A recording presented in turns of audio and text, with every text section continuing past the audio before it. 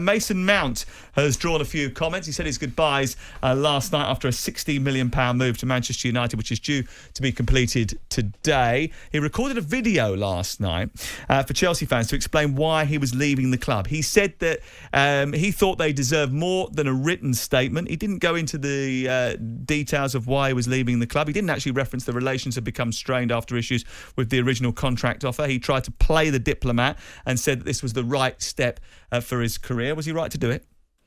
Well, I always think it's more personable to get on a video and speak than actually just send out a generic statement. Then you're damned if you do and damned if you don't in some ways. As soon as you start speaking, people analyse every word of what you said, the tone you say it, what you do say, what you don't say. So, you're always leaving yourself open for criticism. But yeah, I think it was the right thing to do. OK, let's hear it.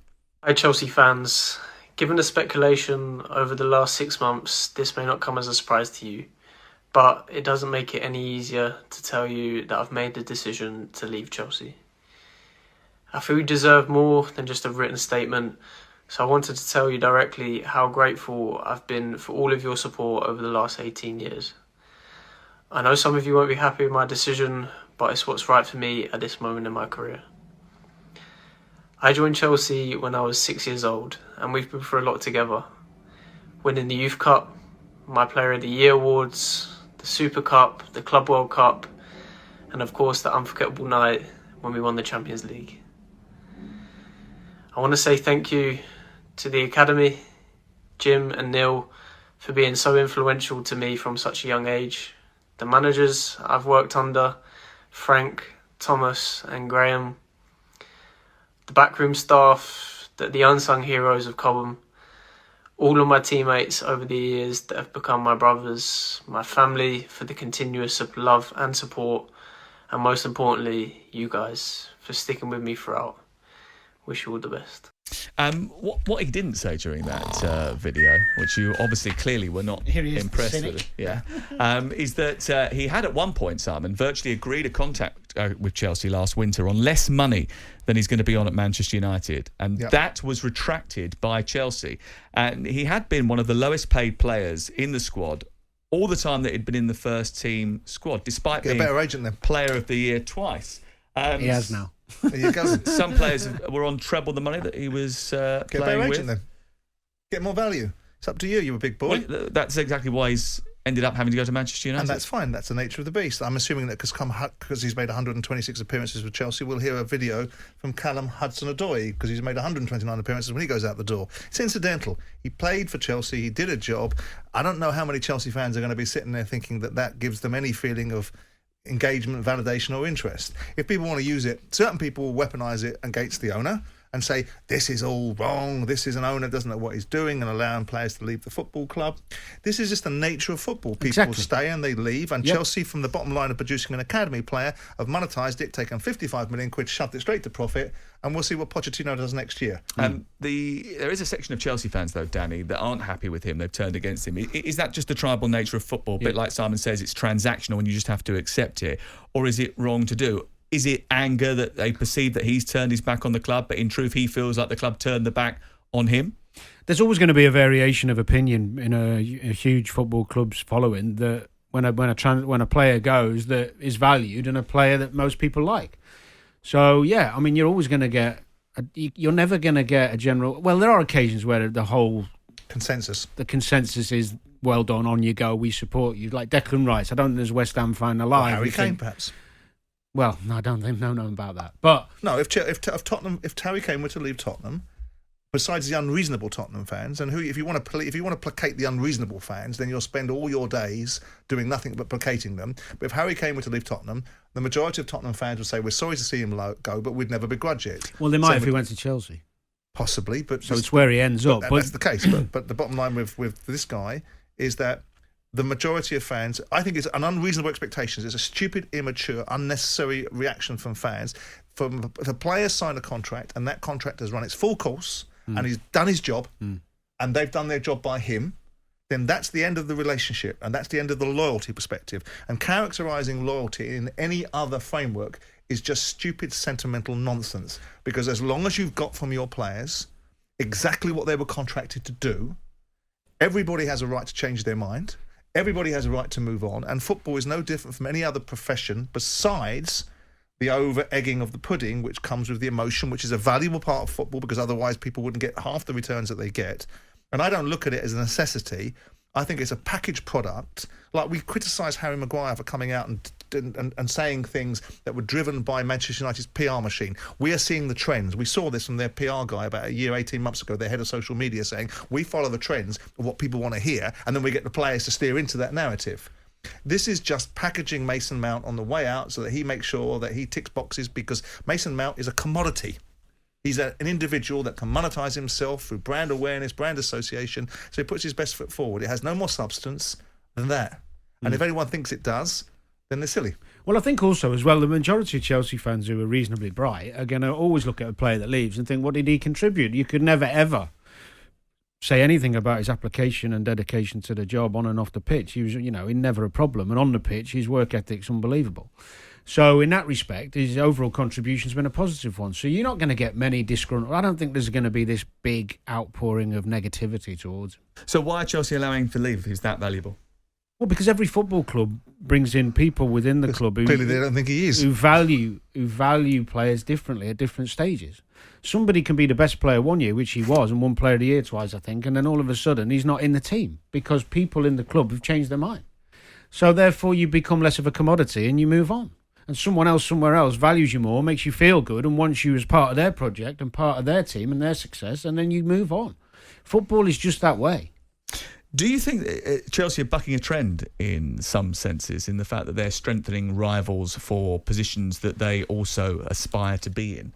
Well, it's a trend, as you will see statistically, that's changing, isn't it? Because we've seen a statistic that I think that between the top 6 clubs going back several years, only a handful of players were sold, and now we're seeing that statistic nearly treble. Yeah, well, in 12 seasons from 2010-11 to 21-22, a player moved between the big 6 clubs for a fee on 19 occasions. In the past 12 months, it's happened 7 times. Yeah. Well, I'll tell you what is interesting with this one, and I agree with you, Simon, but what's interesting with this one is he does make United better, and he does make Chelsea worse, because at the moment, and we can only judge it, we're in July, Chelsea's midfield scenario is a problem. Chelsea's midfield is non-existent at this well, moment it's in time. not non-existent, but you've got Conor Gallagher, you've got Enzo Fernandez. They're not irrelevant players. Yeah, they're they're good not top players. liver, are they? They're going no, to come to the in fore. terms You of can't start the options, season with that. No, but what I'm saying is they actually, if Chelsea were signing a Mason Mount type player, everyone would be like, exactly what we need. Yeah. So they've let it go too far. I'd have kept him all day and twice on Sundays. Yeah, possibly. And the argument abounded about Antonio Rudiger, didn't it? Yeah. And educated football managers like Thomas Tuchel, that everyone clamours for, were participants in allowing Antonio Rudiger to run down his contract. So, well, I think he came in the last year, so I think he was the one who wanted. But notwithstanding that, you still have massive influence. You still have an opportunity. He'd already been tapped by Madrid. And Mason Mount can still be in conversations in the last year of his contract. You've got the guy in the building. You've got the influence over the guy. You've got a relationship with him. If it's gone off-piste, you can still have the wherewithal to be able to put it back on track if you've got enough about you. And if you've got enough about you as a manager and or an owner, and the value that you have of this player is so unequivocal that you recalibrate and sit with the player and say whatever footing we got off on. Yeah, let's try again. Let's get it back on track. Right, you are a valuable asset to this football club. I'm surprised Pochettino hasn't. Well, it's interesting because I understand maybe he didn't have a choice that he couldn't make contact or couldn't be seen to be making contact because he was contractually obliged not to get involved in Chelsea business until he started on July the 1st because he was still contracted to another football club. Oh yeah, because that's how it works. Yeah. Yeah, everyone sticks to the rules, yeah. The bottom line is Pochettino came in with huge currency. Yeah. So you're saying he should have I'm saying out. that he clearly didn't have enough... what you're saying is Poch was all right with it. Clearly. Because Pochettino wasn't somebody that begged for the Chelsea job. He was somebody that was courted. He was somebody that was chased uphill and down dale. So in that conversation, a bit like the Antonio Conte conversation, but perhaps with a little bit more balance because of the scale of Chelsea's financial might and the opportunities that Chelsea's financial might will bring, is, well, I'm coming in with these requirements and this position. The balance of power is more equitable in that we both need one another. So I would have thought and assumed in the common sense world where football reporting often doesn't exist, that if Pochettino had wanted Mason Mount so badly, he would have made that and need to do. I think by the time Chelsea agreed to try and get, or wanted Pochettino, the Mason Mount Man U thing was already rolling. Nothing's unrecoverable. If you're just sitting there listening to the fact that he's getting paid less money at Manchester United than he's getting paid, or we might have been able to get at Chelsea, and the valuation was, because they'll pay their players top money. There's no cost implications behind buying Mason Mount. They've got to replace Mason Mount. So the transaction itself, I would guess, is based upon an inherent lack of value in Mason Mount in the Chelsea setup to achieve an outcome. But on a more interesting whether note, you like that because he's your surrogate son alongside James Maddison is a different discussion. No, I like them. I like them both for footballing reasons, no more, no less. And I actually like players who have real talent and great application. I would rather have Mount ahead of Maddison, actually, if you ask me that question. You're looking at it from your point of view, from the outside, and you told me that the moment Maddison gets back in the Leicester team, they will be a better side as a result. And here they are in the Championship, right? So the bottom line is that clearly the football intelligence, whatever it was, lacking or significant, did not attack. And you had Lampard in the building.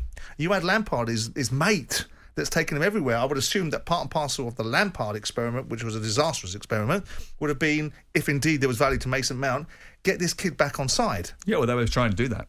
Well, he couldn't have tried very hard, could he? Well, he didn't have limited amount of power. He didn't have the power. Well, then there can't have been that much value, because my point is that the economics of the decision were not something that Chelsea couldn't supersede Manchester United on. So if it was a financial transaction, and in part a financial transaction, that could have been squared off. And you made the point at the beginning United of the might have conversation. offered him more. How do you? We were not. It doesn't matter. He was going to sign for. He was going to sign for Chelsea on less wages than what he's now going to get. So he's at on Manchester more. United. And that's not a circle that can't be squared, is it? Well, it depends on Chelsea's philosophy on how they do wages now. Well, yeah, because I'm sure that's really economically based. I'm sure that all these players that are paying £100 million for coming in on 2 and 6. On what you would suggest is lower wages in comparison to the big stars. I think the idea that the longer economic model for Chelsea now is that they're longer term contracts and lower weekly wages. Fernandes was 100 million, Simon. He's not on what people think, apparently. Yeah, but what they're suggesting is that the direction of travel for football, if you actually read what Todd Bowley said about what these players' salaries are going to be and how the inflation in football is projected to be, their salaries are £200,000 a week plus, right? Which is where your boy was, which you argued that he wasn't. Right, in terms of Mason Mount, because I told you... I don't know the numbers. But I told you that he wanted 250 grand a week. You said, no chance, nowhere near that. Right? So they're already at that place. And what Chelsea have done is, with the economic growth of the model that we're building into, alongside the depreciation of players, we believe getting these players on long-term contracts, starting in around between 150 and 250, will enable us to be inflation-proof. But they were still paying top dough from whoever they bought, whether they're young players or not. I think more importantly, we can go finances all day long. The fact is, he's now at United... And I think it's, for them, exactly what they need. Jim White and Simon Jordan. Monday to Friday mornings from 10. On AM, on DAB, via the talkSPORT app and on your smart speaker. talkSPORT.